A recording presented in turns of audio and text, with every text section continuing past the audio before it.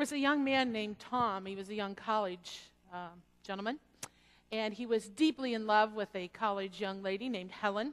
Helen had given him a framed portrait of herself, and he decided he ought to have one at home and one at work, and so he took it into a photography studio to have it duplicated. And to do that, they had to take it out of the frame, and they took it out of the frame, and on the back it said, "Dear Tom, I love you more each day. I will love you forever and ever and ever. I will love you for all eternity. P.S. If we ever break up, I want this picture back." We are talking today about consistency, and we are doing it in context with the book of Ruth. In fact, over the next 4 weeks, we will talk about the book of Ruth, and we will look at 4 different C words that have to do with relationships. The first one is consistency, which we'll talk about today. Week 2, we will talk about compassion. Week 3, we will talk about character. And week 4, we will talk about commitment. So if you want to look ahead at the lesson, you can read the book of Ruth this week, and the next week, and the next week, and the next week, because that's what we'll be focusing on. Today, we're looking at the story of Ruth as it deals with redeeming relationships in the context of consistency. Ruth, is a love story. It's one of the most beautiful love stories of the Bible. It's actually one of the most beautiful love stories of all times. There's even been motion movies and things on the book of Ruth. But Ruth also talks about relationships. And I think that as we go through it, we will look at the question, how are your relationships? How are your relationships? Think about relationships that you might have with spouses, with coworkers, with family, with children, with friends, and your relationship with God. We want to examine and really ponder and think about how our relationships can be redeemed, how they can be improved. For just a little background this morning, I want us to think about the book of Ruth. Ruth was actually, the author of Ruth is actually unknown. In Jewish tradition, the book of Ruth is thought to have written by Samuel, the prophet Samuel. However, there's a few dating problems with that. So later biblical scholars will say, no, that it probably wasn't Samuel. So we really are not sure about who it was written. We do know that the story itself takes place during the time of the judges. It's before the kings. There's no king in Israel yet. There are judges. And these judges rise up at different times, men and women both. It's a period of lawlessness. It's a period where everyone does their own thing. Everyone thinks that they're right. Everybody, there's fighting and warring, and there's lots of wars going on all around the place. Does it sound familiar? Kind of like our day and age. Everyone did their own thing. One of the interesting things that happened during that period is that the men and women would, the Israelite men would take women from the Canaanite culture, and they would intermarry, and we got worship of gods like Baal. I think I have I'm way ahead of you, aren't I? Let's go back, and there we go, the image of Baal from the Bronze Age. This is from a museum picture. But Baal was the god of storm. And if you remember the story of Moses, when he went up on the mountain, what did Aaron and the children of Israel do? What did they form? The golden calf of Baal. They worshipped Baal. One of the really fascinating things about Baal is that the religion of Baal demanded human sacrifice. And so the period of Judges was this sort of thing. People were going their own way, worshiping their own things, doing their own things. And this is the period that this story takes place. The story of Ruth was a story that was beloved and is beloved today by the Jewish people. And that is because it has to do with not only this love story, but it also has to do with and is used at the festival of Shavuot. I have a slide here that talks about Shavuot. In Deuteronomy, it says that it talks about the 7 weeks and the sickle and the grain. The festival of Shavuot was the Feast of Weeks, where they celebrated the barley harvest, the wheat harvest. The next slide shows a family where they're out. Even today, the Jewish community celebrates the Festival of the Weeks. Now, who can tell me what festival we have as Christians during that time? No? It's Pentecost. It's Pentecost. It comes actually in the early spring because their season would be different than ours. But at Pentecost is the Festival of the Weeks, of the Shavuot. And we, on May 19th, will celebrate again Pentecost here in the church. It was 50 days after the resurrection of Jesus. Corey, I believe you're preaching that Sunday, aren't you? And they're to wear, what? So I say.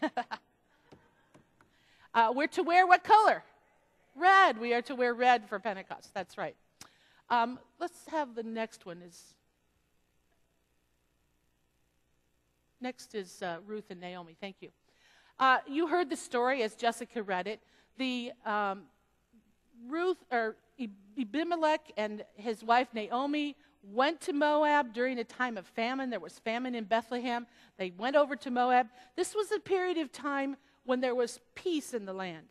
Moab was a long-hated enemy of Israel, and they were constantly at war. There are several wars recorded, but at this particular time, there's peace. They go there looking for food, for shelter. The husband, Abimelech, dies immediately.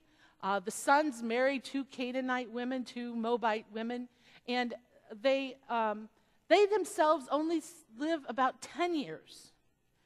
So they spend 10 years, and they die. The story doesn't tell us what from or how or what happened, but it does tell us that Naomi decided finally to go back home. Women in that day and age without husbands really were looked down upon. There was no way to support them. They were really at a loss. And so Naomi goes back to Bethlehem, and the daughter-in-laws go with her. They start out on the journey together. Did you notice how many times Naomi finally stopped and said, "Go back, go back, go back"? She kept telling them. They'd go a little ways, and she'd say, "Go back home.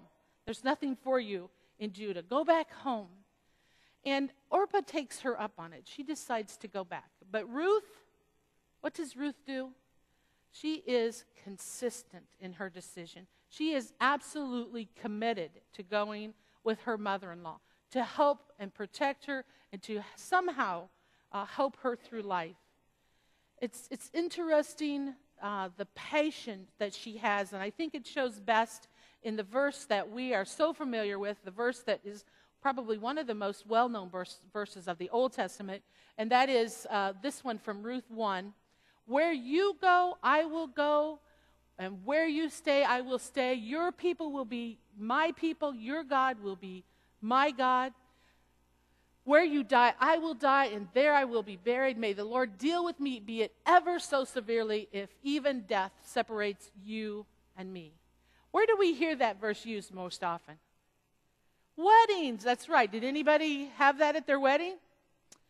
Mike and I actually had it engraved on the napkins that you hand out at the reception. It was actually engraved, not all of it. I think it was the "where you go, I will go, and where you stay, I will stay," which was really appropriate because the weekend that I got married was the same weekend that I started ministry. And for 38 years, we celebrate the wedding anniversary and my beginning of ministry the same weekend with those words. Where you go, I'm going, and where you stay, I'm staying. This is a powerful reminder to us of Ruth and how once she made her decision, she stuck with it. She stuck by the side of Naomi.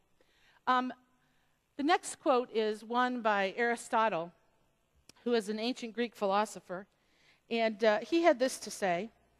He said, "We are what we repeatedly do. Excellence, then, is not an act, but a habit."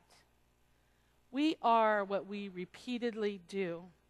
When you think about your relationships, we get into patterns. We get into habits over and over and over again of how we react to one another in those relationships.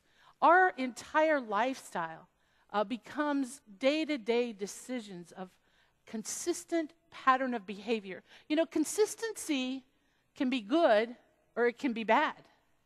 And I am trying to get us to focus today on positive, consistent actions. I'm reading a book right now entitled The Trust Edge. And it's a business leadership book on developing trust and how trust is a critical foundation of all of our life.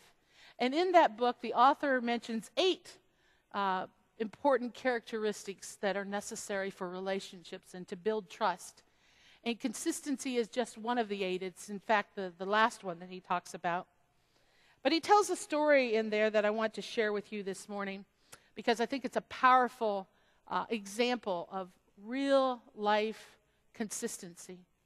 The young man says that he was 10 years old, and he and his dad lived and worked on a farm. In fact, they raised beans.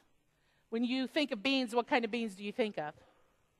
Soybeans, right? Because we live here in the Midwest. But they actually lived in Minnesota, and they were raising kidney beans, red beans. And the young boy and his dad was going from field to field one day as they were working in the bean fields. And on the dirt road as they went along, there was some trash up ahead on the road. And so the boy realized that it was his duty.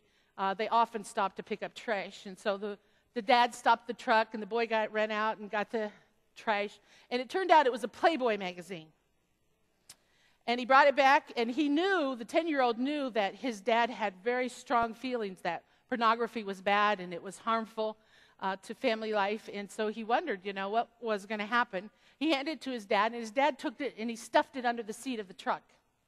And they went home later on, and the dad went to the shop to work on a tractor. The boy went in the house to work with his mother and help fix lunch.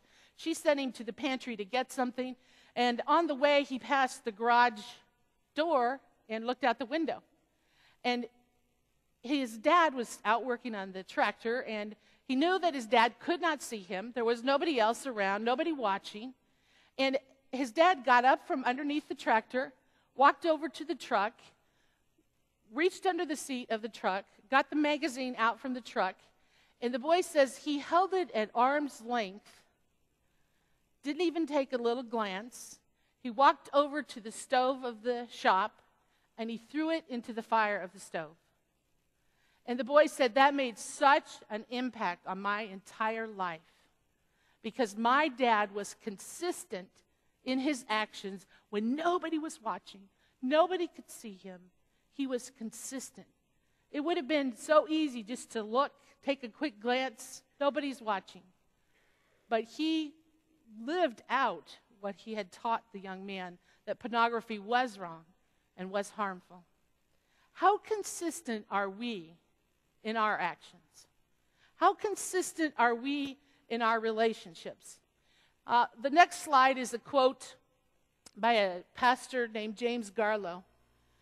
And he has this to say. He says, if you don't like whom you have become, it is because of the thousands of small, seemingly insignificant decisions you have made each day over the course of years.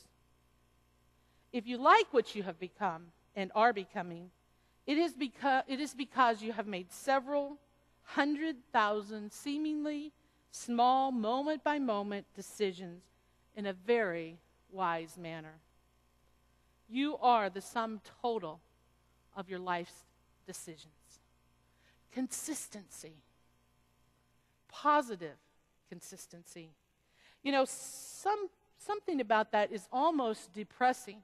It almost sounds like we've made all these decisions and we can't change.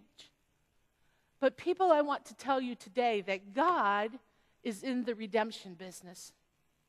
God is in the business about changing lives. Just as Steve shared with us this morning about the young lady that her life was dramatically changed, or about the student whose the entire village was changed because of his life change. Because they came to know Jesus Christ in a very personal way and consistently spread that love to others, redeeming relationships.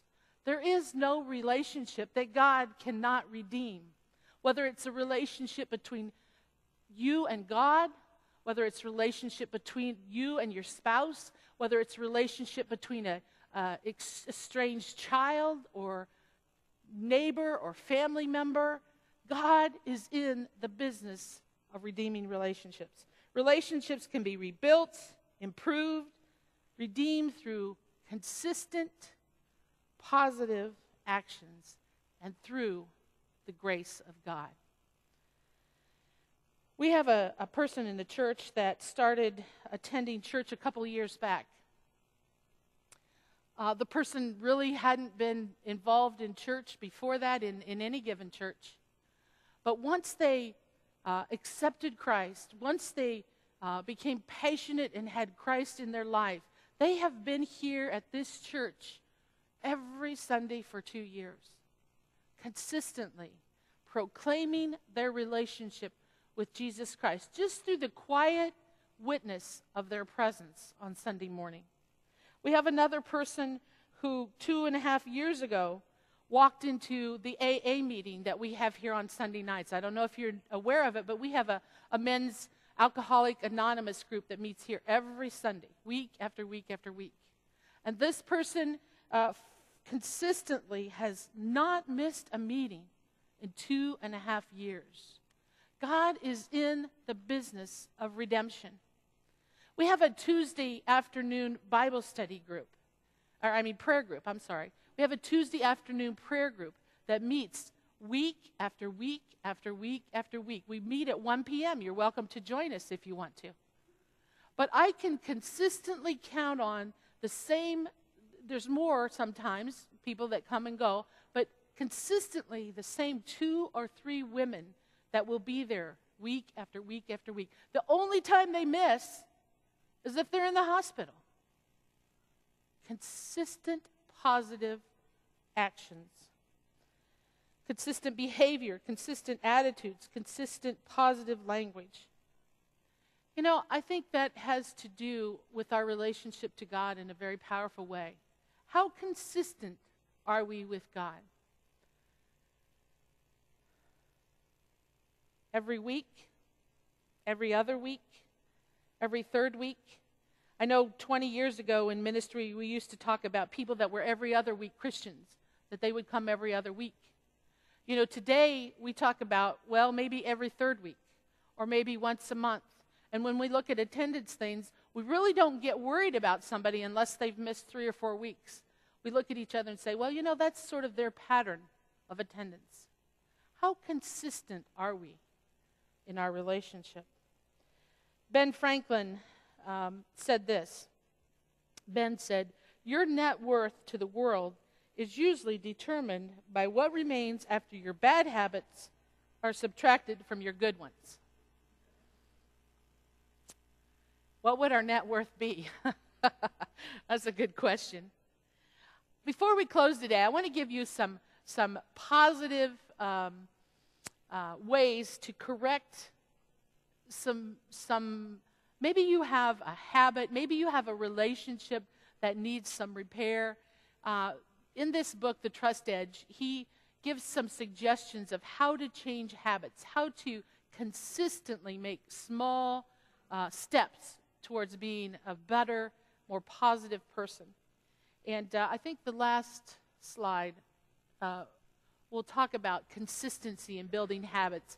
And this is not word for word. I've just sort of combined and edited what he has to say. But one of the first things he says is that we need, if we want to change something in our life, whether it has to do with church attendance, whether it has to do with verbal language that we might use with a sibling or a spouse or a coworker, whether it has to do with addiction or something that in our life we need to change for the more positive. He says we need to write it down. Find a place and literally write out what you want to work on, what you want to change. And then you need to write down a list of the benefits of changing that. What would be the benefit of changing that particular habit? And then he suggests that you work on one at a time. How many of you have ever made New Year's resolutions? Come on, get your hands up. We've all done it sometime or other. And do we do just one? No, at the first of the year, we just make this decision. We're going to just change our whole life, and we're going to be so much better from this day on. We're going to eat right. We're going to exercise right. We're going to be nicer. We're not going to smoke. We're not going to chew. We're not going to go with girls who do. All those kinds of things, right? And we make this whole long list of New Year's resolutions, and how long does that last? Not very long for most of us. And his suggestion is that's because we try to do too many at once. Pick one thing, one relationship that you want to work on, one person that you want to repair a relationship. Maybe it's your relationship with God. Maybe it's, I don't know, you choose. Maybe it's your mother-in-law. I don't know why that popped in my head. But anyway, whoever it is, and consistently work. Create a clear action plan. Sit down. How will you do this? Not just a general idea of I'm going to be a better person to my mother-in-law, but a concrete, specific thing. I'm going to call my mother-in-law once a week. I'm going to send her a note of encouragement. I'm going to, and you see the idea. Break it down into daily actions. What will I do to improve this relationship? And then he has the 3 R's: replace, reward, and remove. Replace that bad habit, that bad action with something good, with something positive. And then reward yourself. You've done something good. You've made it through this week. You've been nice to your mother-in-law, or you haven't smoked today, or whatever the habit is. You reward yourself and say, I've done well. And you remove whatever it is from your life. So let's say it is an addiction to pornography or smoking, or to potato chips or ice cream. I don't care what it is, but you completely take it out of the house. Completely out of the house. Boy, that'd be tough. I'd have to get rid of. We've been having donuts all week since Jessica's been here. It's your fault. If you're ever in Independence, Missouri, they have a bakery there that has the best donuts. What was the name of that? Do you remember? No. It's a bakery on the square. Check it out. Anyway, ask for help. Ask for help. Find someone that you're accountable to. You already know now that donuts is a weakness for me. I worked in a bakery where the donuts came fresh out of the fryer, and I learned an addiction early there. I was about 19, 4 o'clock in the morning. There's nothing like a hot glazed donut at 4 o'clock in the morning when you're working in the bakery. Ask for help. Let people know what you need and how you need to change, even if it's a verbal type of behavior. And the last thing to remember is that it can't be done overnight. We didn't become the way we were overnight. We took those day by day, moment by moment decisions, and we consistently became the people we were. It will take time. Some experts say 21 days to break a habit. Some say as many as 90 days. Some of us know that if it's a true addiction, it takes a lifetime. It's something that you work on every day, day after day after day. And that's what we learn from the book of Ruth. As we go on through the other chapters, we will see that Ruth is consistent. She didn't abandon her mother-in-law even after she gets there, even after she's happily married, even after she's found a new life. She will consistently be there for her mother-in-law and have her with her in her home. Consistency is a hallmark of any good relationship. Where you go, I will go. Your people will be my people, and your God will be my God. Would you pray with me?